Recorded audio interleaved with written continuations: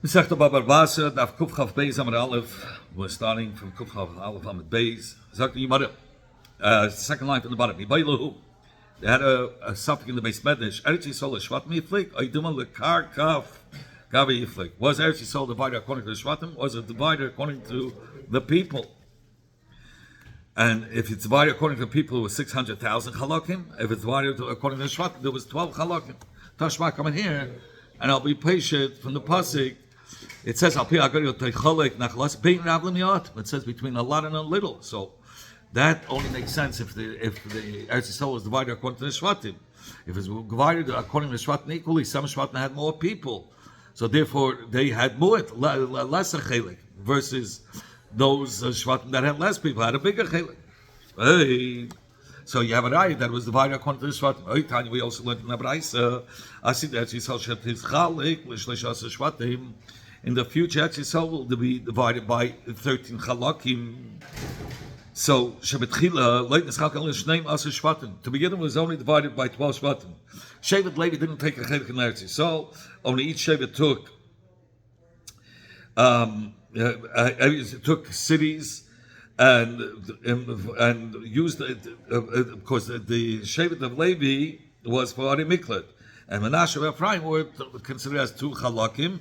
Like it says, there'll be Ephraim and Menashe will be Kiruv and Shimon Yiyuli. That's what the Rashbam brings down. That's how you had 12 chalakim. But in the future, there'll be 13 chalakim. So the Gemara says, what we're going to continue says, the Gemara Leitnas Chalka. But I'm sorry, in the future, it says that the way it's going to work, that the 13th chelik, we're going to have it later on in the Gemara. Let's go back. It says the Gemara, and Eretz Yisrael was not divided, meaning they would pay to those that within the shevet got a better chelik than the other. So the one got Ziburis, one got Idias. So the one that got Idias would have to pay the difference to the one that got Ziburis in money. Like it says, between the better quality and the lesser quality. I mean, Yehuda, Asar Yehuda, Asar Kark and Yehuda, which was great quality, Shava Chamish Sayin Bagolo, was worth 5 sayin in the city of Golan because it was much better quality than in the Golan. 1 saw of Yehuda was worth 5 saw of land in Golan. It wasn't divided only by Gedol, these little chalakim within the Shevet. And it wasn't divided only through the Yodim Tumish. And never, like it says, Al Pi HaGedol, like it says, Al Pi the Gedol. In fact, you want to how how is this possible? If it was divided according to the Yodim Tumim, which was in the Cheshen, where they had the Shem HaFresh in it, and the Isis lit up, and that's how the land was divided according to each Shevet. So why did they need a Gedol? And if it was divided according to the Gedol, what was their need for the Yodim Tumim? And even more so, let's worry, they'll contradict one another. And for the Gemara, Elazar, the Kohen Gadol, Luvish Urim Tumim. He was wearing the Urim Tumim, and in front of Elazar Kohen, they put up the Gedol. Yeshua Kol Yisrael in front of him. Yeshua Gedol Kol Yisrael was standing in front of him. There was a box with 12 pieces of paper of the Shvatim, another box of the land, 12 different portions of Eretz Yisrael. And Allah will say, with the Ruach HaKodesh to the Urim and Tumim, he would pick a name, Zvulun, and then he would say, Oila, his chelik that's the Zvulun is the one that's coming up, Utchum Aku Oila Yimai. And the Tchum of Aku is what is the chelik of Zvulun. And of course that's how it came out also with the Gedol. Tarif the Kalfi, when they mixed up the papers in the box, Shel Shvatim, the name is Zvulun came up. Then Tarif the Kalfi Shel Tchumim, they went to the box of the Tchumim, of the portions of land that they're supposed to get, and it was mixed up. Exactly like Elazar said through the Urim and Tumim. That's how it came out in the Gedol.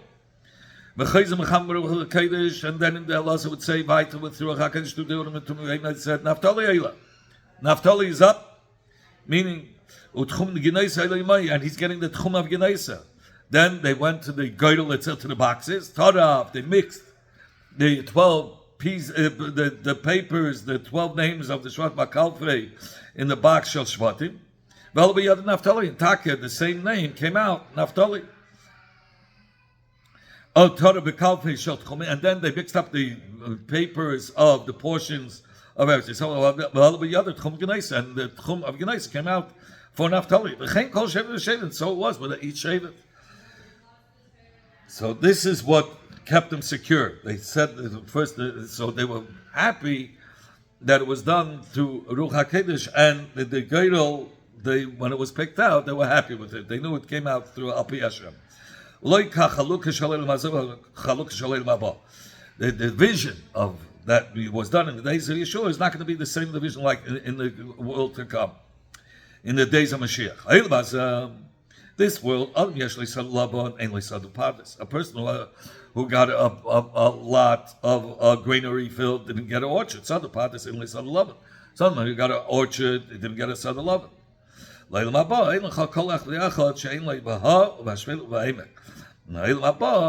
going to be anybody that won't get a chilek in each one, in the high grounds, in the lower grounds, and in the valleys. Never, like it says, meaning everybody got equal. Each person got the same chilek. And in the future, the Eibishter himself will divide it. It says, and these are the portions, the Hashem, says Hashem. So it's going to be through Hashem. Yes, we learn in the Baraita about to begin, it was only divided by 12 Shvatim. Shmamina, Lishvatim Biflik. You have a raya that it was divided according to the Shvatim. Shmamina, you have a raya from here. Amamar, the Tana said, I see that Shvatim. In the future, Eretz Yisrael will be divided by 13 Chalakim. Either Laman, who's the 13th Chelek going to go to? And they, Menashe and Ephraim, are going to be considered as one Chelek in the future, and Levi will get its Chelek. So that's how it will be 12 Chalakim. So who's getting the 13th Chelek? It's going to go to the Melech HaMashiach, the city. Like it says, the one who serves the city. There's the Nasi, you have to make a shift to Yisrael. Every Shevet will give a Chelek from them for to make a 13th Chelek for the Nasi. Maybe that the Pasuk is talking about that they're going to give them workers, but not land. Says you want to lace how could that? It shouldn't enter your mind. They're going to only give works, not land. The Sivit says in Yecheskel, it says nasi. He says whatever is going to be left over from every shevet, we'll give it towards the nasi. In addition, in addition to the place for the Beis Hamikdash and the Makam Hayir, meaning for Yerushalayim.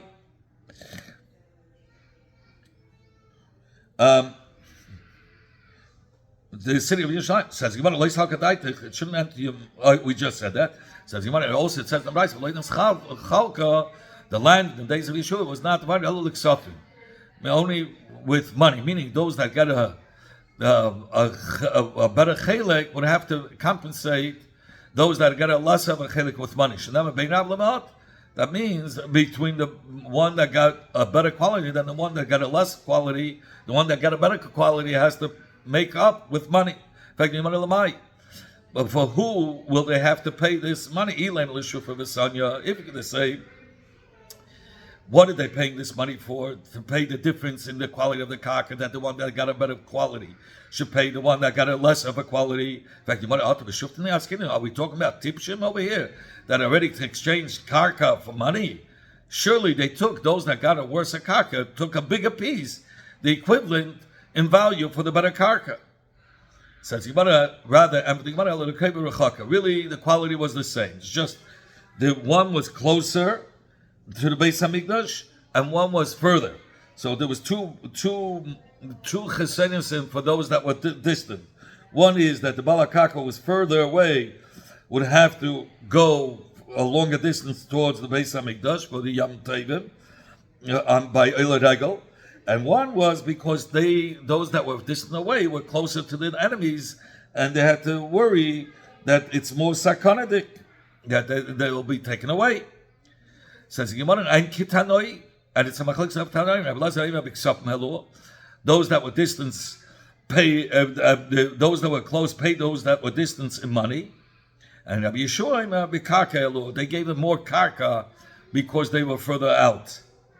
The ones that were closer to Yerushalayim gave to the ones that were further out money for them allowing them to be closer, or for them getting a chilik that's closer to Yerushalayim. It was not divided only through Akalil. Tana, we learned in the Braisa. What are we excluding from the word ach v'geidel? Says you want to yatsi Yeshua v'kalav, because Yeshua v'kalav was not given through a geidel. Lamai, for example, you want to going to say they weren't given at all. How could that be? Hashtalav, they took shakel maduch. They took from the meragim a chelik from theirs that was not theirs. They took mebaya. For sure, they got their own. What's the kavanah of the Braisa? That Yeshua shalei nothing. That Yeshua v'kalav didn't take it begeidel through a geidel alapi Hashem. Only through the mouth of Hashem. Like it says, Yeshua took his chelik through the mouth of Hashem.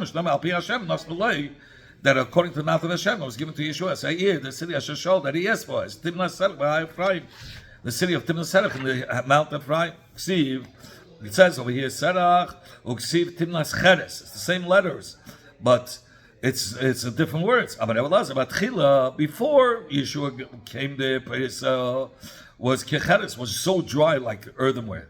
Once Yeshua came there, it was blessed. Perisah was fat, was very fatty, and masichin. And if you would leave it for a long time, it would become spoiled. But that's because it was very fatty. It was a great peiris. He could definitely say to the fakir. But the peiris were shmenim, were shmaltzi, and it only lasted a short time, masichin.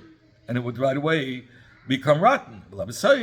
At the end, when Yeshua came, Kecheres, it was preserved for a much longer time. Kalev, it says, got his chelik al pi Hashem. They gave Kalev chelik Hashem Mesha, like it says, like Moshe had spoken, that they inherited from the three giants. So what do we see from here? Moshe was hinting that he was given, what was the reason that he was given? The kavanah, when it says that he was given Chevron, because that's the place of the Manas HaMachpelah, where Kalev had davened that he shouldn't stumble and fall in together with the rest of the Meragim to speak bad about Eretz Yisrael. He davened that he shouldn't be part of it. Chevron was a city of Miklat, and the cities of Mikla belong to the Levium. Abaya said Para Varaha. It means the land that's around Chevron. That's what Kalev got. Like it says in the Pasuk, the fields of the city and its villages. It was given to Kalev ben Yefunah as an inheritance, but not Chevron itself, which was Ari Miklat. Saya, son, Saya, daughter, get in the Yerushalayim. Then they say, oh, only the band takes a double, and then they say, but it doesn't take double in the nixay of the mother. But the daughters get, if there was very little of the nixay of, so the daughters would get for Nadin to be able to get married. The Tanai Ksuba was that the Bava should be obligated to give them the daughters of his wife money till they reach the age of 12 and a half. So that's only from the nechasim of the father. But from the Nixaim, if the mother left property, even though it was very little, it wouldn't go. They didn't have to use it for their sisters till they reached the age of 12 and a half. It was only by the Nixaim. What does it mean? Saya's son, Saya's daughter was given as Yerusha. If you're going to tell me that they both inherited equally, how could that be? That's not. We learned in the Mishnah early on. Ben Kedul Nabas, that a ben comes before a daughter. Benegay to all in Yom of the Yerusha. Kol Yetzirecha shall ben Kedul Nabas. We find that when there's a ben between the Yarshim, the Bas doesn't get anything. So how does the Mishnah say that they get equally? So Yemara Simon Nafsham. Nafsham means Nun is for Rav Nachman. The Nun is Nachman Rav Yitzchak. Pei is a papa, and the shin is Rashi, and the mem is Mabar Rashi. This is how you have to say it. They take, even in the fields that the father did not inherit, the father died first. And he didn't inherit yet. But then they say the grandfather passed away, they get like in the Musa, even though at that time it was only Roy for the father to get it. That's what the Mishnah is coming to teach us. But how could that be? This we already learned in another Mishnah. It says the daughters of Tzlachat took 3 portions in the Nachla. Chelik Aviyam, the Chelik of the father Tzlachat, Shahayu Miyetz Mitzrayim, who were from those that left Mitzrayim, and according to the Shita, we're going according to the Shita that says that Eretz Yisrael was divided according to those that left Mitzrayim. The Chalkei and the Chelik of Tzlachat im Echad and Nichsei Chefer. So they got even the chelik of Tzlavchad, who didn't inherit the father because he died before the father. The daughters got a chelik there, which was only called Rayi, equal to the rest of the brothers, who are the sons of Chefer. So you have a raya that they inherit the Rayi Kibibosik. Nachakasha on the Pirush Rav Nachman Rav Yitzchak. My Ella. What is this Ella that the Mishnah finishes off with? If the Mishnah is coming to be to exclude the Bechair from receiving double Benichsei Imai. If the Mishnah is going according to the ratio, you're talking about a chilik between Banim and Banis, why do you end off saying a chilik between the Avos and Imais? Says the Gemara, rather our Papa says like this, Hachikama. This is the Kavanah of the Mishnah. Echta ben, echta bas, neitin chilik b'cheira, b'cheira. Saya ben, saya bas, they even get the second chilik, which is the double chilik that a b'chayr gets, which Tzlafkat was. If there was only daughters left, even the daughters would get a chilik na b'chayr, but Roy can be mostly. So this too we had learned already in the Mishnah. Shoy b'chayr, Tzlafkat was a b'chayr, and Neitel Shnei Chalakim, he took 2 Chalakim, and who were the inheritors? The daughters, the Bnei Tzlafkat, and the Banes got in the double chilik. So you're coming to tell me about the chiluk between a bas and a ben.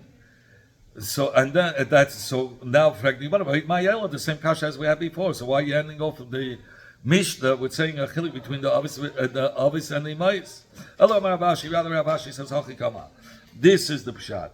Echad bein habanis. Echad bas bein habanis. Im ama yirash kol nechas levarikayam. If it's the level between a son between sons, or a daughter between daughters at that level where there are no sons, the father could say, I'm giving it to one daughter, or the father could say, I'm giving it to one son. But he cannot say that when there are sons, I'm giving it to one daughter. It has to be the closest first, and between the closest one, he could choose one. But he can't go when you have the closest one as a bain and say he's giving it to the boss. That's nish. That he can't do. Come on, who does it follow? Can Rabbi Yechon Breika? Like Rabbi Yechon Breika. In fact, you better Katani Lo. Lekama, we learned already later on. If he said it between those that are fit to inherit, let's say there are banim, so between the banim he chooses one ben to give all the inheritance. His words are kayam. But if he says where there are banim, he's giving it to a daughter, one daughter, all the nechasim, or the whole inheritance, then his words are not fulfilled. So you see already from the later on about this.